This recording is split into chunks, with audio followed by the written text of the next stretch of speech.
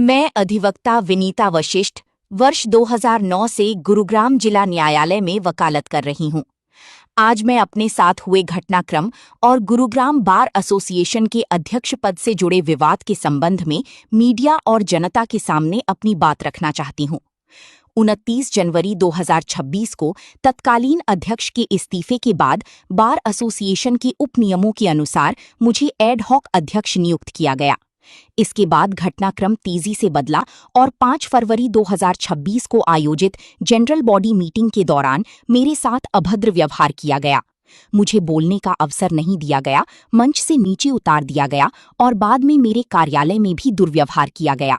इस पूरे मामले की सुनवाई पंजाब एवं हरियाणा बार काउंसिल तथा बाद में बार काउंसिल ऑफ इंडिया तक पहुंची। बार काउंसिल ऑफ इंडिया की supervisory high powered election committee ने पूर्व आदेशों को निरस्त करते हुए मामले पर नई सिरे से निर्णय लेने के निर्देश दिए। इसके बावजूद 11 अप्रैल 2026 को पारित आदेश को मैंने चुनौती दी और सभी साक्ष्यों के साथ बार काउंसिल ऑफ इंडिया में अपील दायर की। 4 जून 2026 को बार काउंसिल ऑफ इंडिया में सुनवाई के दौरान मेरे पक्ष को सुना गया और मेरी समक्ष ऐसा आदेश सुनाया गया जिसमें मुझे गुरुग्राम बार एसोसिएशन का अध्यक्ष घोषित किया गया। लेकिन इसके बाद जो घटनाक्रम सामने आया उसने कई गंभीर सवाल खड़े कर दिए। मुझे विभिन्न माध्यमों से ऐसे संकेत दिए गए कि यदि मैं कुछ व्यक्तियों का समर्थन नहीं करूंगी तो आदेश जारी होने में बाधा आ सकती है। मेरे पास इस संबंध में संदेश, ऑडियो रिकॉर्डिंग और अन्य महत्वपूर्ण साक्ष्य उपलब्ध हैं। मैं किसी व्यक्ति विशेष के खिलाफ नहीं हूं। मेरी केवल एक मांग है कि इस पूरे मामले की निष्पक्ष, पारदर्शी और न्याय संगत जांच हो। न्याय व्यवस्था और बार संस्थाओं की गरिमा बनाए रखना हम सभी की जिम्मेदारी है। मैं देश की मीडिया, न्यायप्रिय नागरिकों और संबंधित संस्थाओं से आग्रह करती हूं कि तथ्यों के आधार पर इस मामले को देखें और मुझे न्याय दिलाने में सहयोग करें। मैं advocate Vinita Vashishtha Gurugram bar association में 2009 से रेगुलर प्रैक्टिस कर रही हूँ। गुरुग्राम बार एसोसिएशन में एडवोकेट निकेश राज यादव जी ने 29 जनवरी 2026 को state bar council of Punjab and Haryana के इलेक्शन फाइट करने के लिए रिज़ाइन दिया था। उनके रेजिग्नेशन के बाद 2 फरवरी 2026 को गवर्निंग बॉडी के द्वारा एज एन एडहॉक प्रेसिडेंट की पोस्ट पर मेरा नॉमिनेशन हुआ। नॉमिनेशन के बाद गवर्निंग बॉडी ने मेरे फेवर में रेजोल्यूशन पास कर दिया और रेजोल्यूशन को पास करने के बाद मैंने रेगुलर प्रेसिडेंट की पोस्ट पर बैठकर अपना काम करना स्टार्ट कर दिया। उसके बाद 2 ही फरवरी को प्रेसिडेंट और सेक्रेटरी दोनों ने मिलकर एक रेजोल्यूशन पास किया और उस रेजोल्यूशन में ये मेंशन किया कि अगर गुरुग्राम बार एसोसिएशन के लेटर हेड का कोई भी मिसयूज करता है तो उसके ऊपर लीगल कार्रवाई होगी और वो लेटर हेड जो यूज किया है वो नल एंड वॉइड समझा जाएगा। 2 फरवरी के बाद 4 फरवरी को हमने जनरल बॉडी मीटिंग का एक नोटिस निकाला। सेक्रेटरी साहब ने उसको सिग्नेचर किया और मेरी उससे परमिशन ली। तो जनरल बॉडी मीटिंग 5 फेब को उस नोटिस के अकॉर्डिंग कन्वीन हुई और जनरल बॉडी मीटिंग में 5 फेब को शादीलाल हॉल में गुड़गांवा कोर्ट के रखा गया। जब जनरल बॉडी मीटिंग हुई तो वहाँ पर एडवोकेट CK शर्मा जी के सपोर्टर्स पहले से मौजूद थे और उस मीटिंग में जब हम गए वहाँ पर तो सेक्रेटरी साहब भी गए, मैं भी गई और भी गवर्निंग बॉडी के मेंबर गए। तो वहाँ पर हमारे साथ बहुत ज़्यादा मिसबिहेव हुआ। लॉयर्स ने मुझे स्टेज पर चढ़कर बोलने नहीं दिया। उसमें सभी लॉयर्स नहीं थे, वहाँ पर CK शर्मा जी के जो सपोर्टर्स थे मेन वही थे। Advocate Ajay Chaudhary ji, advocate Kulbhushan Bhardwaj ji, advocate Rekha Rathi, advocate Poonam Saini and advocate Monalisa, इन सब ने मिलकर मुझे बिल्कुल भी वहां पर एक शब्द भी बोलने नहीं दिया। मुझे स्टेज से हाथ पकड़ के उतार दिया और वहां पर पवन राघव जी भी मौजूद थे और पवन राघव जी ने जो मीटिंग वहां पर चल रही थी उस मीटिंग में जो लेटर हेड हमारे बार का था उसमें से कुछ लोगों के साइन कराकर और उसको मिसयूज कर लिया। उस पर अपना एक प्रेजेंटेशन बनाकर state bar council of Punjab and Haryana high power election committee में उसको भेज दिया। उस पे कुछ लॉयर्स ने साइन भी किए। तो वो नॉमिनेशन भी, उसमें भी लॉयर्स थे। एडवोकेट पवित्रा यादव मैम भी थी, एडवोकेट राजबाला शर्मा भी थी, फीमेल लॉयर्स भी थे और सेक्रेटरी साहब थे, ट्रेजरर साहब थे, एडवोकेट पवन राघव जी जो ज्वाइंट सेक्रेटरी हैं वो भी थे।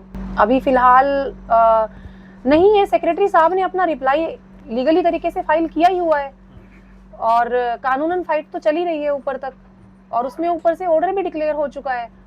तो सब अपने अपने काम में बिजी भी हैं। और जो मैंने ऐसे करके उनके सामने हाथ जोड़े कि सर देखिए मेरी आप सभी से अपील है, आप सब शांति से बैठिए और जो भी मैं कार्रवाई कर रही हूँ वो लीगल कर रही हूँ। तो उन्होंने मेरे दोनों हाथों को ऐसे पकड़ लिया। मंशा तो वो जाने ना, मैं मंशा कैसे बता सकती हूँ, लेकिन उन्होंने मेरे दोनों हाथों को ऐसे पकड़ा, मेरे ऊपर बहुत बुरी तरह से शाउट किया और उस ऑर्डर को लेके बार बार ऐसे करके मार रहे थे टेबल पे। हमने इस तरीके की घटना कभी नहीं देखी, ये फर्स्ट टाइम है जो इस तरीके की बात हो रही है। जब एक अपॉइंट, ये कोई परमानेंट अपॉइंट नहीं थे, नए बॉडी जब तक गठन नहीं हो जाती, जब तक नया इलेक्शन अनाउंस नहीं होता, जब तक रहना था। और निकेश राज ने कंडीशनल अपना इस्तीफा दिया है कि मैं बार काउंसिल का लड़ रहा हूँ इसलिए इस्तीफा दे रहा हूँ, इनको अपॉइंट कर दिया। फिर दूसरी बात ये है, जब सीके शर्मा जी को जनरल हाउस कहते हैं, वो हमने तो जनरल हाउस में सुना नहीं, वो 3 दफा लगातार आ रहा है, अब भी आ रहा था। हारे हुए आदमी को आप अपॉइंट कैसे कर दोगे? मेन मुद्दा ये है कि भी अगर अपॉइंट, पहली बात तो विनीता जी को कर दिया, धनखड़ साहब ने, गवर्निंग बॉडी ने कर दिया। जनरल हाउस इन्होंने बुलाया था कंफर्मेशन के लिए, वहाँ हारे हुए कैंडिडेट को अपॉइंट नहीं किया जा सकता, जो इस बार भी आ रहा, लगातार पीछे 2 इलेक्शन भी आ रहा है। तो ये दुर्भाग्य की बात है। फिर तो कोई हार जो इस्तीफा दुआ दो, पर जीतते हो तो मैंने अपॉइंट कर दे भाई 5 आदमी आके। जो कुछ हो रहा 5 लोग ही कर रहे हैं। हाँ। इस तरीके से वो वहाँ जो भी 5 आदमी आए थे भी ये फैसला करेंगे, उन्होंने उनका नाम ले दिया, जबकि वो हारा हुआ, सबको पता, हारे हुए को अपॉइंट कर ही नहीं सकते आप कानून। अमन मिश्रा कोई क्यों सपोर्ट कर रहा है?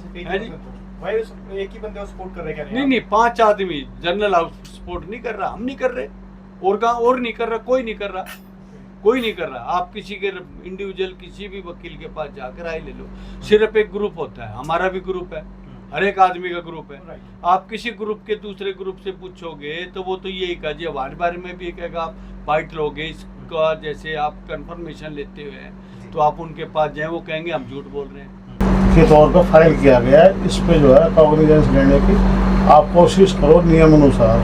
तो उन्होंने वो फाइल मंगा करके अवलोकन कर दिया, उसका अवलोकन में उनको लगा कि ये तो बिल्कुल ही गलत हो रखा है, तो उन्होंने वो ऑर्डर कर दिया। उस ऑर्डर में मैडम को 15-16 दिन के लिए दोबारा से उन्होंने प्रधान गुड़गांव बार एसोसिएशन का बना दिया।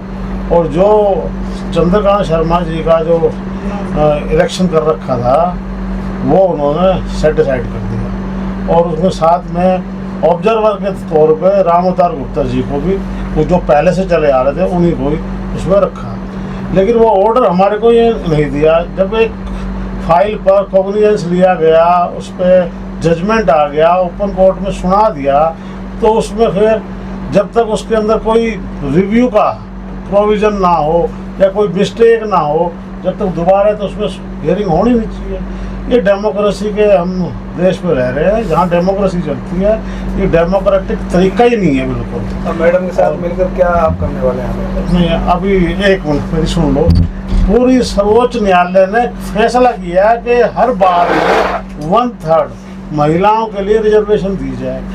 ये तो रिजर्वेशन की बात है, ये तो मैडम का तो चुनाव जो है कानूनी तरीके से हुआ है, उसी में ही ये पितृ सत्तात्मक सोच काम कर रही है कि मैडम कैसे बन गई हमारे होते हुए। ये चल रहा है जी, और कुछ नहीं है इसके अंदर। और किसी भी तरह से समहाउ ये कोशिश है कि मैडम को बनने नहीं देना, काम नहीं करने देना। 15 दिन की बात थी, 15 दिन के बाद तो जो हमारे पूर्व के वो थे प्रधान, उनकी एप्लीकेशन है वहाँ पर, उस पर फैसला होना था।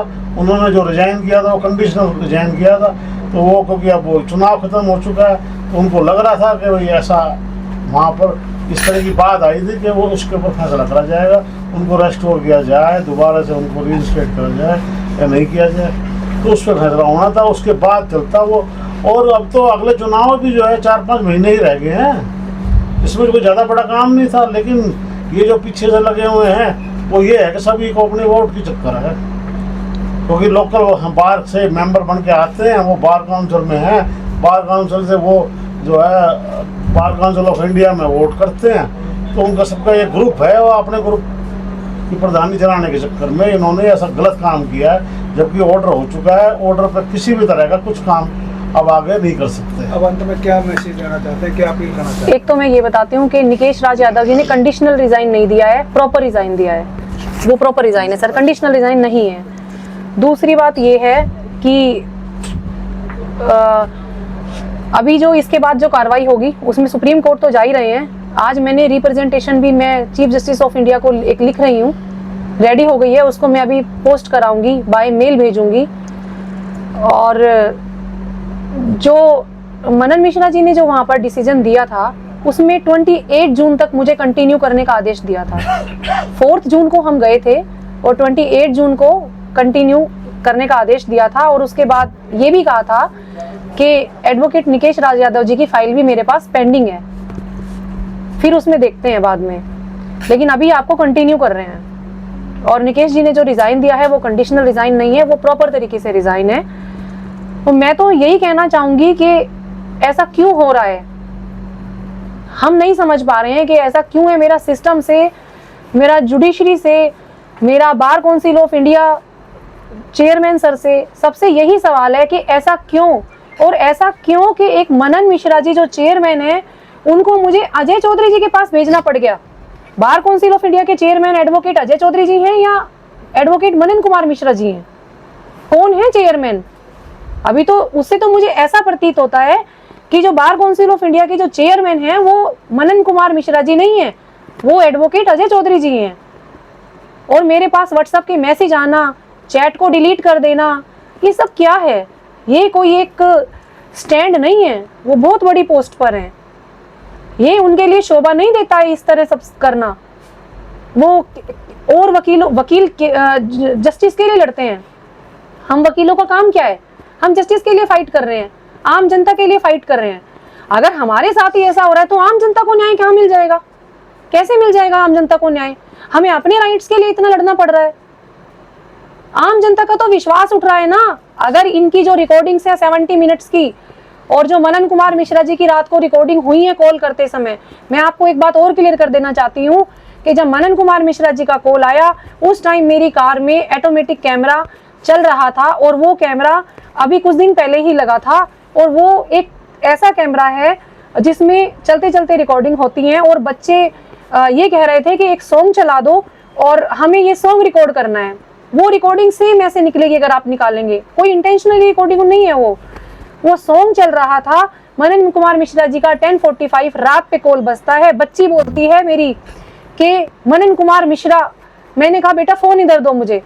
फोन ले लिया मैंने, मिश्रा जी का फोन उठाया, लग बाय चांस उनकी सारी कॉल रिकॉर्ड हो गई उसके अंदर।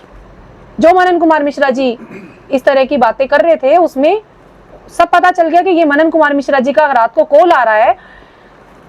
उन्होंने मुझे ये रात को कॉल करना 11 बजे के आसपास, दिन में एक ऑर्डर सुनाना, उसको लिखवाना और रात को इस तरह की न्यूज देना, मतलब ये मेरे साथ एक हैरासमेंट, मेंटल टॉर्चर भी तो है। ये बार एसोसिएशन के सभी वकील साथियों से, जो मेरे सीनियर हैं, जो मेरे साथ के हैं, जो कलीग्स हैं, मैं सभी वकील साथियों से ये निवेदन करती हूँ कि वो सच्चाई का साथ दें, क्योंकि ये सभी मैटर उनके सामने पहले से ही है, और जो भी सच है उसमें वो मेरा सहयोग करें। मेरी गुरुग्राम बार एसोसिएशन में मैं आज से नहीं 16 ईयर से यहाँ प्रैक्टिस में हूँ।